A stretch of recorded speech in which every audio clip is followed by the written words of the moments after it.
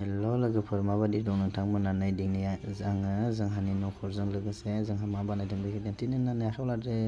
नायदो लोगोफोर मा बनायदों दे बेवहाय नोंथांमोननि मथेब्ला मा जाथावना बेयो आरो जाय बेफोरबायदि बनायदों कमेन्ट हरबानो जाबाय सोर सोरा बेफोरबायदि अन्थाइजों वाल बानायदों आरो बानायनायाव माबोरै इथाजों आरो अन्थाइजों मा खरसाया बेसेबां इथाजों खालामोबा बेसेबां थांगौमोन अन्थाइजों खालामनो बेसेबां थांखो हायोबा खोन्थाहरदो लोगोफोर।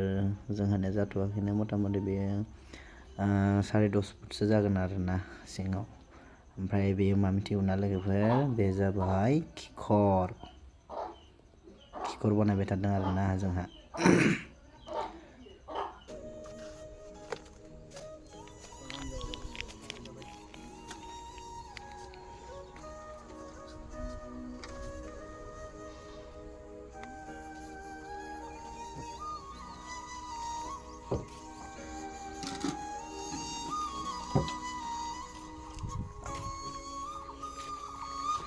Buah, malah